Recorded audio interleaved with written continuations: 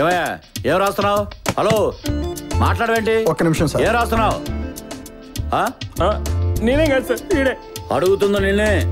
చెప్తాను సార్. చెప్పు. ప్రభుత్వానికి పోలీసులకి నా మనవి. నెంబర్ 1, బస్ స్టాప్ లో అమ్మాయిలు అబ్బాయిలు ఏడిపించకుండా ఓ కానిస్టేబుల్ ని పెట్టాలి. నెంబర్ 2, బస్ స్టాప్ లో పాన్ నమిలి వస్తే 500 రూపాయలు ఫైన్ పెట్టాలి. అది కూడా నువ్వే డిసైడ్ చేసావు అన్నమాట. మీరంటే అభిమానం సార్. నెక్స్ట్. నెంబర్ 3, బస్సుల్లో అమ్మాయిల అబ్బాయిల సీట్లలో అబ్బాయిల అమ్మాయిల సీట్లో కూర్చొని రెస్పాన్సిబిలిటీ లేకుండా ప్రవర్తిస్తున్నారు సార్. అబ్బా, దానికి 1000 రూపాయలు ఫైన్ పెట్టాలి సార్. కానిస్టేబుల్స్, వీడికి పబ్లిక్ రెస్పాన్సిబిలిటీ చాలా ఎక్కువగా ఉంది, బయటికి లాగండి. సార్ ఇది చాలా అన్యాయం సార్. మీరు కూడా రెస్పాన్సిబిలిటీ లేకుండా ప్రవర్తిస్తున్నారు. నేను మీడియా వాడిని సార్. పొద్దున్న లేచిన కానీ అలాంటి మీడియా వాళ్ళని చాలా మంది చూస్తున్నాం. నేను చెప్పదు మీరు వింటో లేదు, సామాన్య మాట మీరేమింటారు సార్? ప్రతి ఒక్కడు మీడియా గురించి మాట్లాడటం, హీరోలో పోజులు ఇవ్వటం. సార్ ఇవన్నీ పెడితే మీకే లాభం సార్.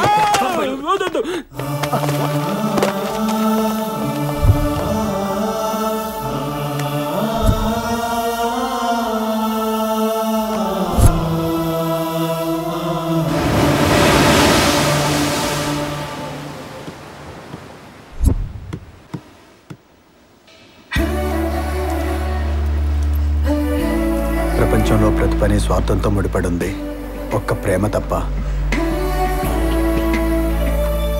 నాకు ఐశ్వర్యరాయ్ అక్కర్లేదు, నన్ను అర్థం చేసుకునే మంచి అమ్మాయి దొరికితే చాలు. ఈ అమ్మాయిని చూస్తే నాకు అలాంటి ఫీలింగే కలుగుతుంది.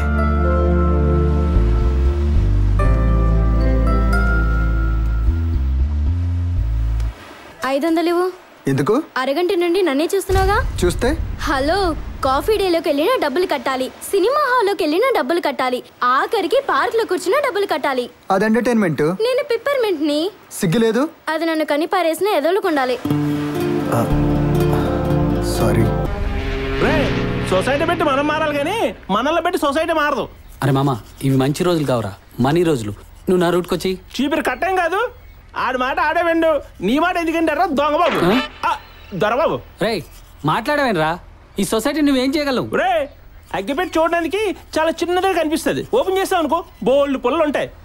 ఈడు అగ్గిపెట్టలు అంటాడు. అవును, కామరాజ్ ఏట్రా? కామరాజు గురించి అడుగుతున్నావా? అరవలకు అమావాస్య పండుగ, మన కామరాజు గారికి పున్నం పండుగ. ఈ రోజు రాత్రి పున్నం కదా, ఏ పొద్దులకు ఏ బార్లకు సెట్ చేసుకొని వెళ్ళిపోయి ఉంటాడు.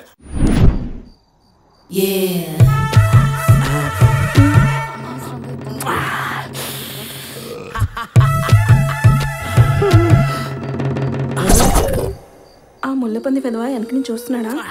చూస్తున్నాడు. తెలుసు. ఒరే సుంఠం, చెప్పు తెగుద్ది, పోరా.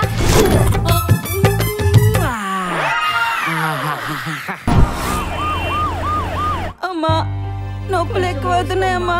ఏంటమ్మా ఈ అవస్థ? డాక్టర్ గారు ఎప్పుడు వస్తారమ్మా? వచ్చే వరకు ఉండమ్మా. డబ్బులుంటే వేరే హాస్పిటల్ పో. డబ్బులుంటే వేరే హాస్పిటల్కి వెళ్ళేవాళ్ళం, అవి లేకనే కదమ్మా మాకెన్ని బాధలు. మీకెవరు కావాలండి? మా వాళ్ళ క్యారేజ్ ఇవ్వడానికి వచ్చాను. వెళ్ళండి. ఏంటమ్మా ఆడిపోతుందమ్మా బిడ్డ. ఏమైందమ్మా? 3 రోజులైంది బాబు, ఇక్కడ పట్టించుకునే వాళ్ళే. అయితే ప్రైవేట్ హాస్పిటల్కి వెళ్ళు. ప్రైవేట్ ఆసుపత్రికి వెళ్ళకి ఆసుపత్రికి వచ్చావమ్మా. మరి ఏం చేయమంటారమ్మా? మీరు చూస్తున్నారుగా మా పరిస్థితి, మేమిద్దరం ఇక్కడ సేవలు చేయాలి. ఏమా ఎందుకలా గొడవ పడుతున్నావు? మాకు ఈ సోది ఎప్పుడు ఉండేది. అలా అంటే ఎలా? ఏం చేయమంటారండి, అందరు కలిపి మమ్మల్ని తినేస్తున్నారు, ఏదో వేలకు వేల జీతాలు మాకు ఇస్తున్నట్టు. ఏంటి మర్యాద లేకుండా మాట్లాడుతున్నావు? అయినా ప్రభుత్వం హాస్పిటల్ కి ఇన్ని పథకాలు ఇస్తూ ఉంటే నిండు సోలాలని బాధలు పడుతోంది. మీరెవరు పట్టించుకోరా? పట్టించుకోలేదని నన్ను అడుగుతారేంటి? డాక్టర్ గారిని అడగండి. బ్యూటీ డాక్టర్ ఎక్కడికి వెళ్ళారు?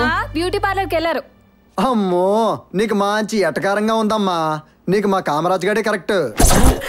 నా గురించి ఎవరు దాహంగా ఉన్నట్టున్నారు, ఎక్కడో ఏ పార్కో.